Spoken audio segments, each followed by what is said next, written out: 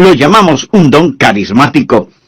Usted es un hijo dotado y quizás se sienta indigno. Tal vez diga, no soy dotado, pastor, solo soy un humilde obrero.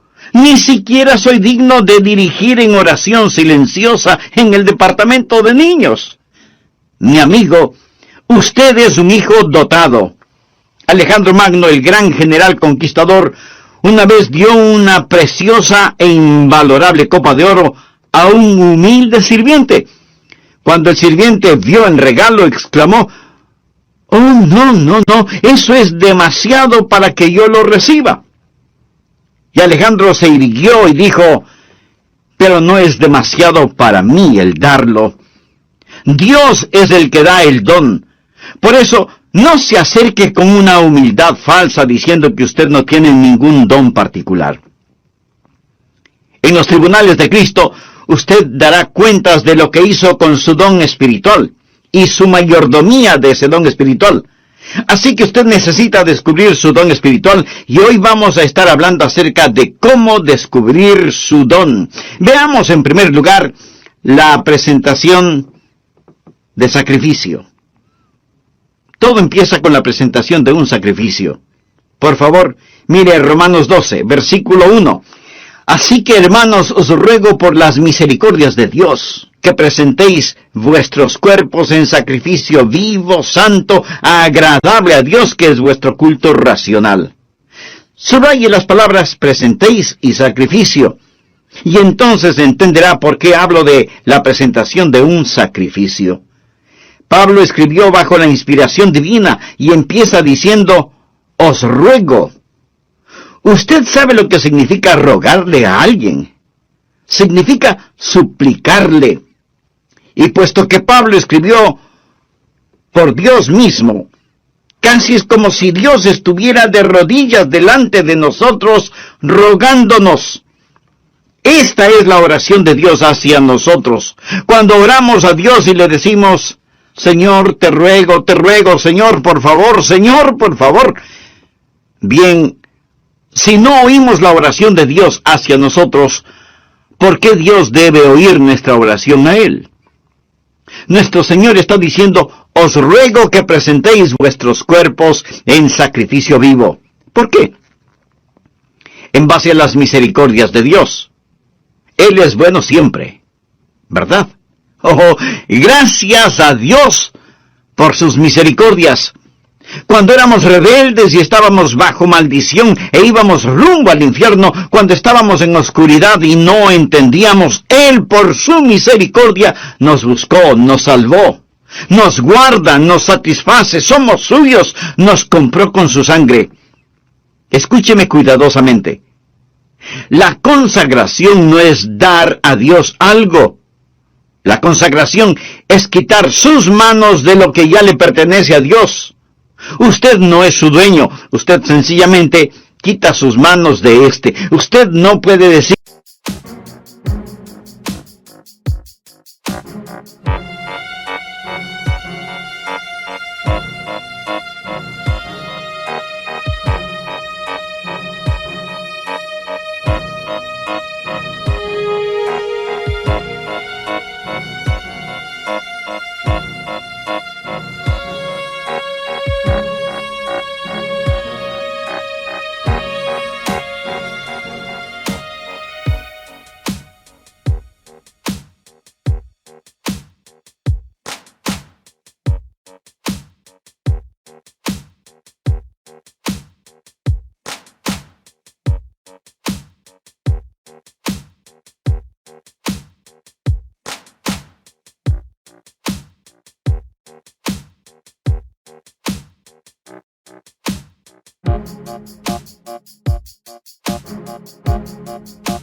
es mi vida. No lo es. Usted no es su dueño. Fue comprado con un precio y debemos ser un sacrificio vivo. ¿Qué significa que debemos ser un sacrificio vivo? Permítame decirle lo que significa. En primer lugar, va a ser diferente a cualquier sacrificio animal del Antiguo Testamento, porque ningún sacrificio animal fue voluntario. Usted se ofrece, se presenta. ¿Lo ha hecho alguna vez? Simplemente ha dicho, heme aquí, Señor, me presento a ti, soy un voluntario, todo lo que tengo es tuyo. Wilbur Chapman fue un gran evangelista, y él le preguntó al general Booth, el fundador del Ejército de Salvación, General, ¿cuál es el secreto de su vida? ¿Por qué Dios lo ha usado tanto? El general Booth pasó su mano por sus blancos cabellos, pensó por un momento y luego contestó, Dios tiene todo de mí. Ha habido hombres más inteligentes, enormes oportunidades, pero yo desde el día que tuve la visión de lo que Dios podía hacer por la pobre y antigua ciudad de Londres, determiné en mi mente que Dios poseería todo de mí, de William Booth. Permítame preguntarle, ¿alguna vez le ha dicho eso a Dios? Dios, aquí estoy. Puedes tener todo lo que soy. Me presento voluntariamente como un sacrificio, sabiendo que eso significa que soy desechable. Todos mis planes y metas, así como las llamadas posesiones, los sacrifico, Señor, a tu sangre. ¿Esto no le parece extraño a usted? Bueno, lo es para la gente moderna. Queremos tomar nuestro cristianismo y fijarlo a nuestra vida regular. Queremos defender nuestra vida, nuestros derechos. Permítame decirle lo que le sucedía a un sacrificio en el Antiguo Testamento. Era degollado. Por lo tanto, no más planes propios. Se lo ponía en el altar, y toda vez que era un sacrificio de sangre, había la tendencia de que el sacrificio se resbalara del altar, por lo que usaban dos ganchos llamados ganchos de carne. ¿Sabe usted qué es lo que le sujeta al altar? ¿Tiene usted la tendencia de resbalarse del altar? Bueno, yo la tengo. Hay dos ganchos que lo mantendrán en el altar, disciplina y devoción. Y para pertenecer al Señor Jesucristo, eso es lo que debe hacer, presentarse como sacrificio vivo. Pero la mayoría de nosotros no queremos usar esos ganchos, disciplina y devoción, que nos mantendrán en el altar del sacrificio. ¿Sabe lo que el creyente promedio dirá al respecto? Yo no quiero estar obligado a nada. Me uniría a la iglesia, pero no quiero estar obligado a nada. Puedo prometer una ofrenda de amor, pero no quiero estar obligado. Quiero ser libre. No, mi amigo. Esto no es un sacrificio. ¿Y qué es lo que le pasaba al sacrificio en el Antiguo Testamento? Era consumido, era quemado. ¿Sabía que usted nunca adorará a Dios verdaderamente hasta que sea consumido? ¿Alguna vez ha sido consumido por el fuego santo de Dios? Eso es lo que Pablo está diciendo. Pero algunos de ustedes objetarán diciendo, un momento, pastor, por favor, yo no quiero hacer todo eso. Solo quiero que me diga cuál es mi maravilloso don espiritual. Bueno, Pablo se lo va a decir. Pero verá, mi amigo, primero debe haber una presentación sacrificial, o sea, la presentación de usted mismo. Usted dice, Pastor Rogers, si yo hiciera eso, ¿quién sabe lo que Dios quisiera que yo haga? Suponga que usted tiene un hijo, jovencito, y suponga que un día su joven hijo viene y le dice, papá, he estado pensando, tú eres tan sabio, amoroso y bondadoso, y tienes tanta experiencia. Por eso, me parece que lo mejor que puedo hacer es pedirte consejo. Y lo que tú me digas que debo hacer, eso es lo que haré. Y lo haré de todo corazón. Dime qué quieres que haga, dónde quieres que vaya, qué deseas que estudie, quiénes quieres que sean mis amigos. Lo que me digas, lo haré. Y usted piensa, mi hijo debe tener calentura. Pero suponga que en verdad quiere hacer lo que usted le pide. Así que usted va donde su esposa y le dice, parece que a nuestro hijo lo tenemos en las manos. Él se va a arrepentir de haberme dicho que hará cualquier cosa que yo le pida. ¿Procedería usted así? Creo que no. Lo más probable es que si usted estuvo pensando en regalarle un carrito, aunque sea usado, lo que su hijo le manifestó inclinará un poco más aceleradamente la balanza. ¿No le parece? Es la manera que él tiene de decirle: papá, yo sé que me amas. Usted se presenta a sí mismo como sacrificio vivo y comprobará cuál sea la buena voluntad de Dios, agradable y perfecta. No tenga miedo de entregarse a Él, ni de decir: heme aquí, Señor, me entrego totalmente a ti. Ese es el primer principio, la presentación de un sacrificio. El segundo principio es: habrá una transformación espiritual. Después de la presentación viene la transformación. Mire por favor el versículo 2. No os conforméis, es decir, no se dejen amoldar a este siglo, sino transformaos por medio de la renovación de vuestro entendimiento, para que comprobéis cuál sea la buena voluntad de Dios, agradable y perfecta. Una transformación.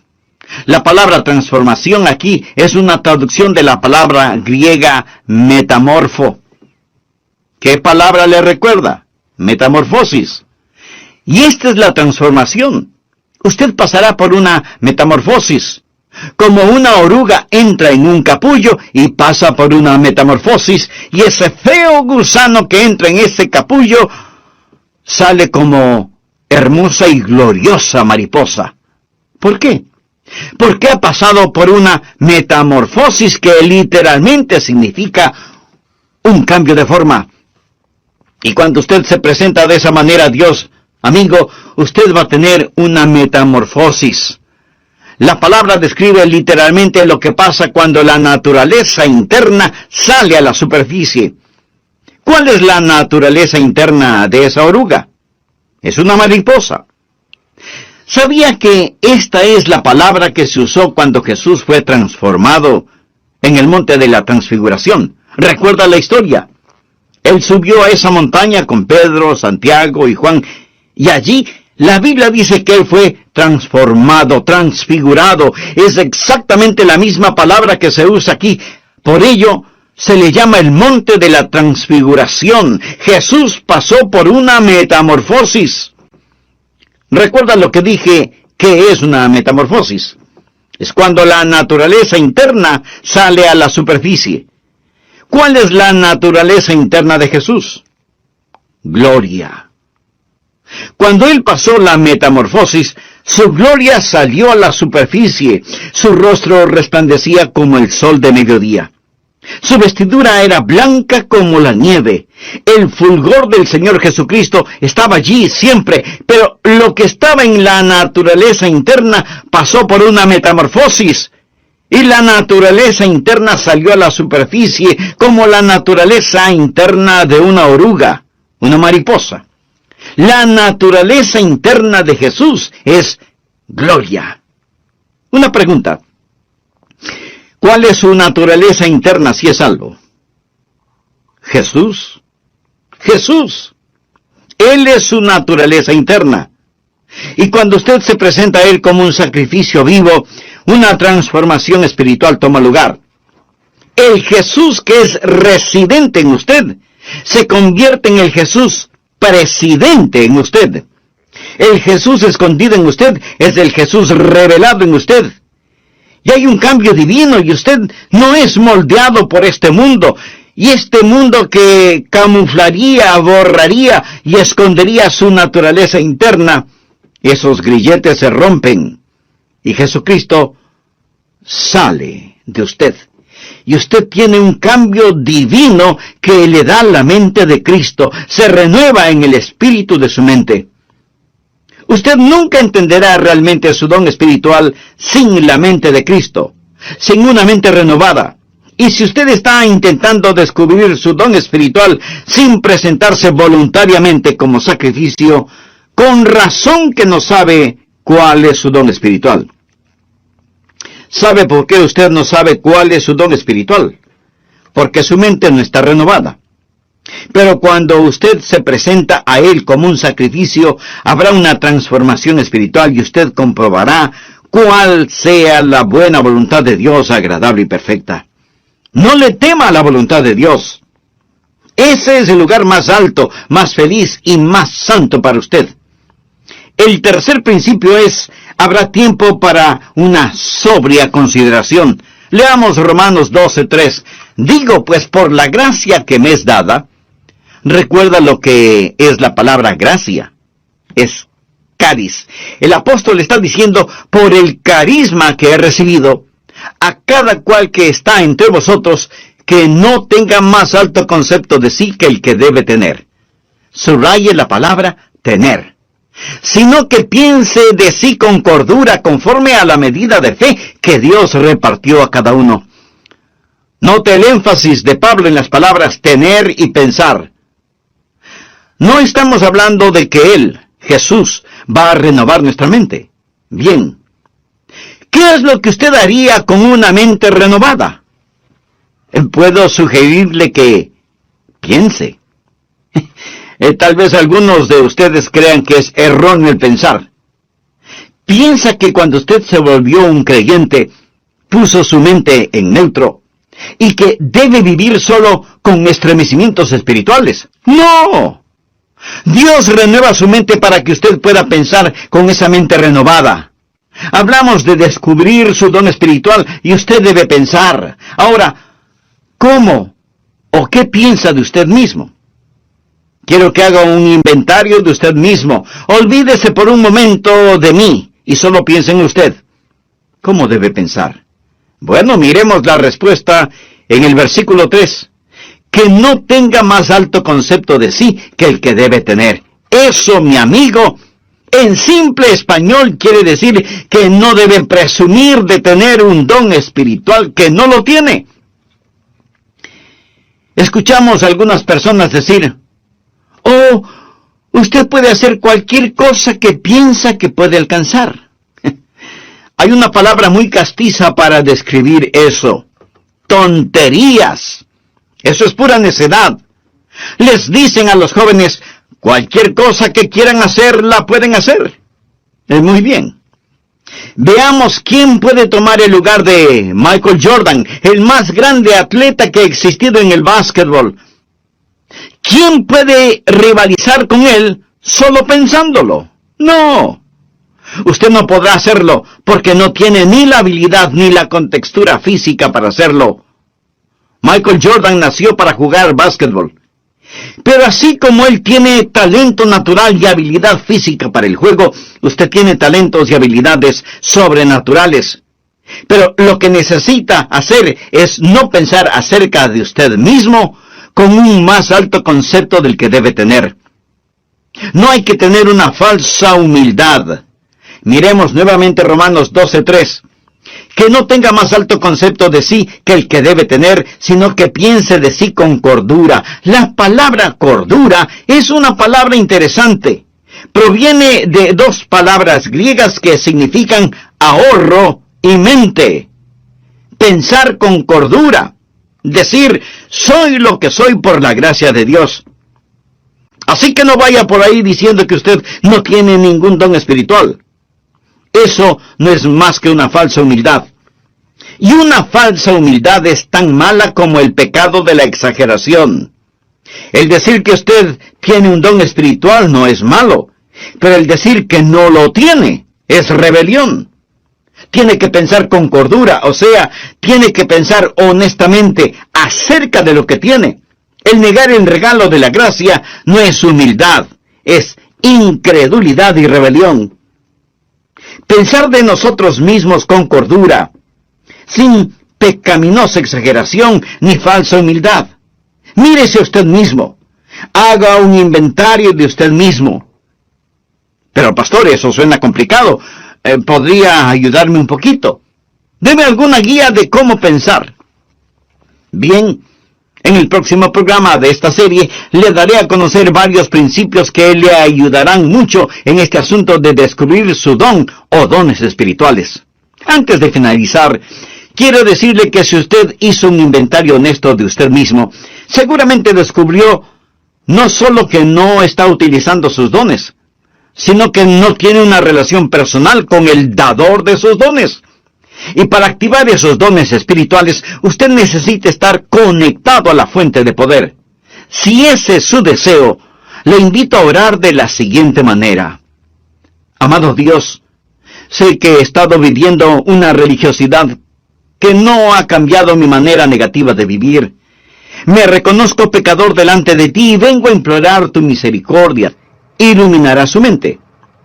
Esta es la parte mística de este asunto. Quiero decir, no hay una fórmula matemática. El Espíritu Santo de Dios empezará a hablar a su corazón.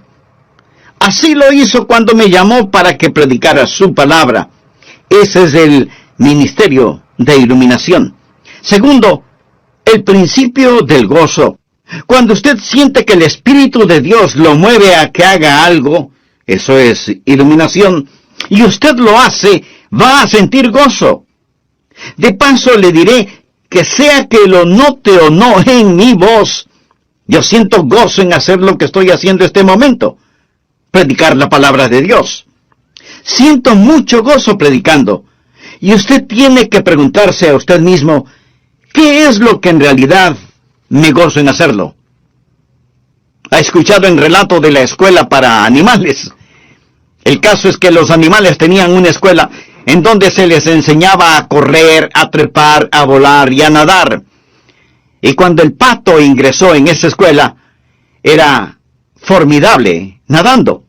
Volando no era tan bueno, y era muy malo para trepar y correr. Así que como era muy bueno nadando, no le dieron clases de natación, y más bien lo pusieron en la pista atlética para que corriera y corriera y corriera. Después de un tiempo, se volvió pésimo nadando, y su correr no mejoró. El águila también entró a la escuela, y era fantástico verle ascendiendo y alcanzando la copa de los árboles, pero dijeron que no lo estaba haciendo en la forma correcta. Así que les llamaron la atención por eso y le ordenaron que recibiera lecciones de natación. Al águila no le gustó recibir esas lecciones y se volvió rebelde, por lo que le expulsaron de la escuela. Luego vino a la escuela el conejo, quien era increíble corriendo. De hecho, le encantaba correr, pero no era tan bueno en el resto de cosas. Era malo nadando y no le gustaban las clases de natación. Tampoco le gustaba el trepar a los árboles, y después de unos días, el pobre conejo tuvo un ataque de nervios. Luego vino la tortuga. Uno debe sentir pena por la tortuga. No podía correr, no podía nadar, no podía volar, no podía trepar, y los animales dijeron, ¿qué de bueno puede hacer la tortuga? Así que le quitaron su caparazón para que fuera un poco más rápida caminando, hasta cuando un caballo la pisó. Y ese fue el final de la pobre tortuga. A fin de cuentas, la escuela para animales fue un completo fracaso. Usted dirá, pero eso es ridículo. Mi amigo, eso es exactamente lo que estamos tratando de hacer en las iglesias en nuestros días. En vez de dejar que las personas hagan aquello para lo cual Dios les ha equipado y les ha otorgado un don, tratamos de frenarlas en las áreas en las cuales son fuertes y de inflarlas en algunas áreas para las cuales no tienen ningún don.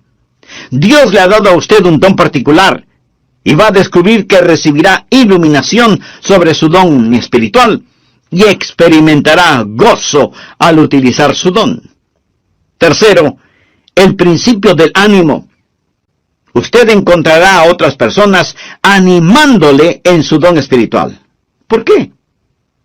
Porque ellos son bendecidos por su don. Fue maravilloso para mí cuando era un jovencito en la iglesia y yo rendí mi vida para hacer lo que el Señor Jesús quisiera que yo haga. Escribí en un pedazo de papel, aquí estoy, Señor, para lo que tú quieras que yo haga. Y ellos me pidieron que fuera el pastor para la semana juvenil. ¿Se puede imaginar eso? Yo no era un buen estudiante. Inteligente, pero no era un buen estudiante. Ni siquiera recuerdo si llevaba libros a la casa para estudiar. Y si algo no lo entendía durante las clases, pues fingía haberlo entendido. Y así pasaba con calificaciones.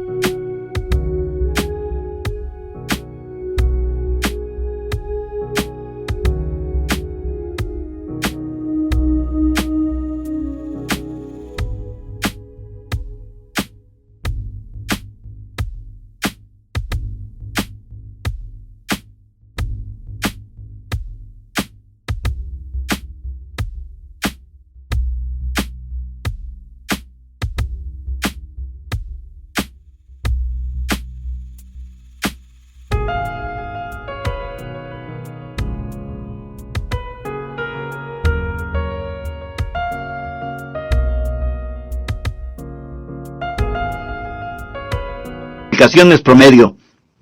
La última cosa que se me hubiera ocurrido pensar era que me pidieran predicar durante la semana juvenil, y ahí estaba yo, petrificado.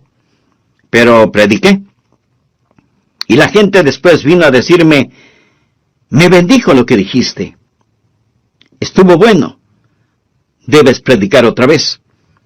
Al principio pensé que me lo decían por pura cortesía.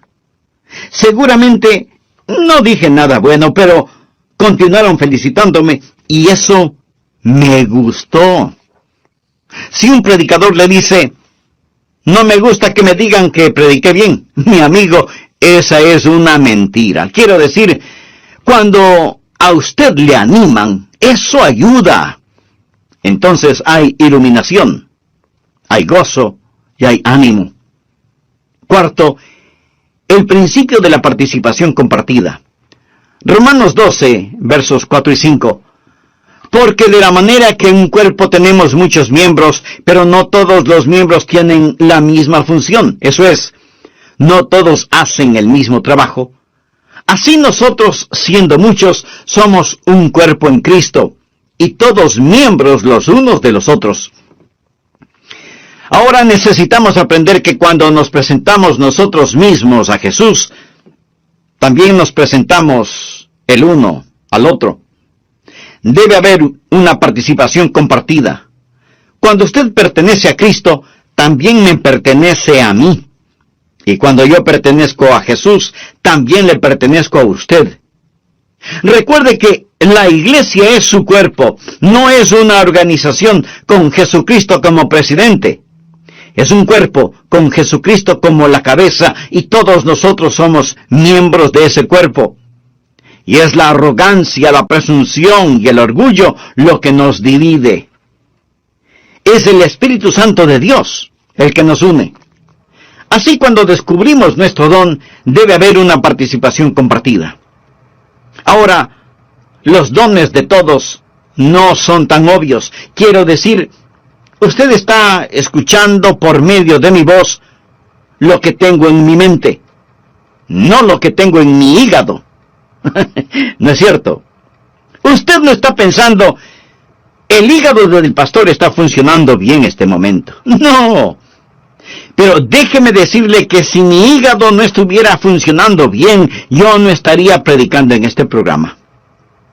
Verá, en cada iglesia cristiana evangélica hay miembros que hacen distintos trabajos, personas a las cuales ni siquiera las vemos, pero ellas tienen una participación compartida. Y cada don ha sido dado para perfeccionar el cuerpo de Cristo. Y si usted no está haciendo lo que debe, si usted es un miembro de la iglesia que no está cumpliendo el propósito para el cual Dios le ha puesto en la iglesia, usted está haciendo daño. Y es peligroso para el cuerpo, quien quiera que usted sea. Cuando era pastor de la iglesia, a veces me preguntaban, ¿cuántos miembros activos hay en su iglesia, pastor? Mi amigo, todos son activos. Algunos destruyen y otros construyen, pero todos son activos. Dios le puso a usted en su cuerpo como Él quiso, y debe haber participación compartida. Nadie tiene todos los dones. Cada uno tiene por lo menos un don y somos dependientes los unos de los otros. Dios nos hizo diferentes a fin de poder hacernos uno. Quinto, el principio de la activación específica. Por favor, leamos Romanos 12, versículos del 6 al 9. Ahora el apóstol llega a un tipo de por lo tanto. Él está hablando de todas estas cosas que van antes de lo siguiente. Usted sabe, nosotros nos presentamos a Él y Él renueva nuestra mente y entonces nos encontramos a nosotros mismos operando en el cuerpo. Ahora Él dice, de manera que teniendo diferentes dones según la gracia que nos es dada, o sea, según el carisma que nos es dado, si el de profecía, úsese conforme a la medida de la fe, o si de servicio, en servir, o el que enseña, en la enseñanza, el que exhorta, en la exhortación, el que reparte con liberalidad, el que preside con solicitud, el que hace misericordia con alegría. Aquí él menciona 7 dones y dice, pónganse las pilas, estén activos. ¿Usted quiere saber cuál es su don? Bien, simplemente escoja uno que piensa puede ser su don y póngase a trabajar. Es difícil dirigir a un buque que no se mueve. No se siente simplemente allí. Usted va a descubrir su don cuando esté ocupado. Él dice, profecía, úsese conforme a la medida de la fe. Es decir, usted puede tener no mucha fe, pero la tiene conforme a la medida de fe que Dios repartió a cada uno. Tome lo que tiene y póngalo a trabajar. Leamos una vez más rápidamente estos 7 dones. Veamos si puede detectar el suyo. 7 dones aquí mismo. Primera de Corintios capítulo 12 menciona más dones, pero aquí en Romanos 12, primeramente habla acerca de la profecía en el versículo 6. ¿Lo ve usted? Mírelo, bien. ¿Qué es profecía?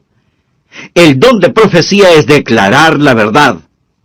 Si usted tiene el don de profecía, se encontrará, por ejemplo, sirviendo en el ministerio de las prisiones, trabajo misionero.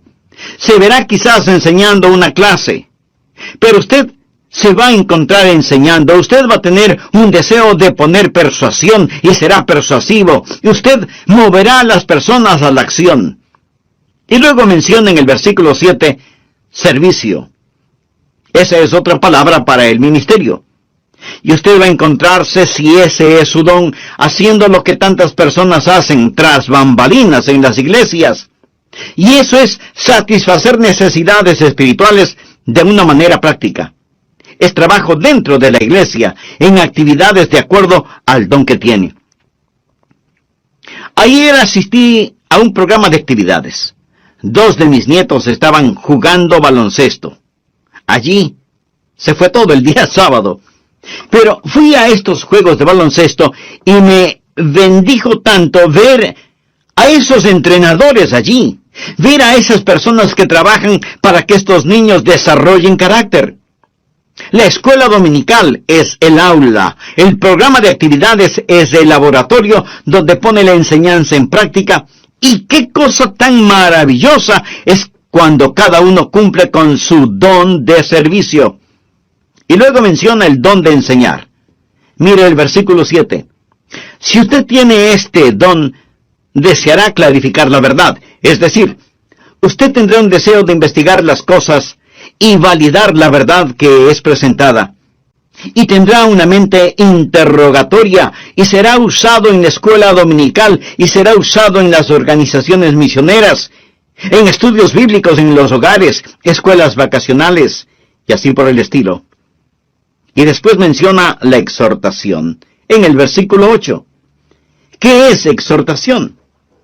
Es el deseo de estimular a las personas en su fe, para exhortarlas a amar mejor a Jesús. Y si usted tiene ese don, va a disfrutar la consejería personal. Usted quizás va a estar en el ministerio de música, o quizás en visitación, buscando a los que están perdidos o descarriados, ganando almas. El ministerio de motivación. Eso es exhortación. Y luego menciona repartir o dar. A todos se nos manda dar, pero algunas personas tienen el don de dar. ¿Y qué es eso? Es la motivación de encomendar a otros los recursos personales para que la obra de Dios pueda continuar. Sabe tomar decisiones buenas para satisfacer necesidades inmediatas. Usted tiene cuidado al dar, pero está deseoso de dar y tiene la habilidad de acumular y dispersar los recursos. Y hay personas en nuestras iglesias que tienen el don de dar. Y doy gracias a Dios por eso. Y continúa en el versículo 8 con presidir. Quizá ese sea su don. Es el de motivar, no el de mandar. Es coordinar las cosas y ayudar a las personas a ver todo el panorama y moverlos hacia esa visión. Coordinar las actividades de otros para una meta común, para la gloria de Dios. Y ese es el don de presidir, dirigir, ponerse de pie ante otros. Una persona que tiene este don también tiene el don de visión. Él ve hacia donde debemos ir y empieza a llevar y a motivar a las personas hacia eso. Luego tenemos el don de misericordia. Quizá ese sea su don. ¿O cuán necesario es ese don? Mire el versículo 8. ¿Cuál es el don de misericordia? Usted se identifica con las personas y consuela a los que están en dolor. Ahora llegamos a la última cosa. Después de haber una actividad donde usted realmente se ha ocupado, va a darse cuenta que todo empezará a calzar. Por favor, regresemos al versículo 2. No os conforméis a este siglo, sino transformaos por medio de la renovación de vuestro entendimiento, para que comprobéis cuál sea la buena voluntad de Dios, agradable y perfecta. Habrá la confirmación evidente. Usted comprobará cuál sea la voluntad de Dios, agradable y perfecta. Lo comprobará en su propio corazón. Tendrá esa confirmación y usted dirá, ese es mi don espiritual. Y una vez que usted llegue, primero, acéptese a sí mismo. Segundo, empiece a ser usted mismo. Tercero, comience a entregarse. Y cuando usted se acepte, sea usted mismo y se dé a sí mismo amigo, entonces será bendecido, Dios se glorifica y la iglesia se fortalece. ¿Qué pasaría, amigo, si los creyentes en las iglesias cristianas, es decir, todos nosotros, dejáramos de ser calentadores de bancas? Porque muchos lo son, calentadores de bancas. ¿Qué pasaría si usted se presenta como sacrificio vivo y tuviera una transformación espiritual? Y luego hace una consideración solemne. Señor, ¿qué quieres que yo haga? ¿Sabe cuál es el problema con muchos de nosotros? Los ganchos de carne. No queremos estar atados. Usted dice, bueno, deje que otro lo haga. Cuando estuve en Londres fui a ver las joyas de la corona. Le dije al guardia, deseo ver el diamante de Curano, porque había leído de este, así que vi el diamante de Curano. Este diamante es de 186 quilates. Señoras, esa sí que es una piedra preciosa. Y en ese tiempo ellos dijeron que costaba la mitad de todos los gastos diarios del mundo. Esto fue antes de que fuese cortado y se lo diera forma. Está en las joyas de la corona. Le fue dado a la reina Victoria por un príncipe de Punjab, un jovencito que lo tenía en su posesión. Él se lo dio a la reina de Inglaterra. Después, este príncipe de Punjab se convirtió en un hombre. Él fue a la torre donde guardan las joyas y dijo, quiero ver el diamante. En ese entonces él era ya un hombre. Lo había regalado cuando era un niño.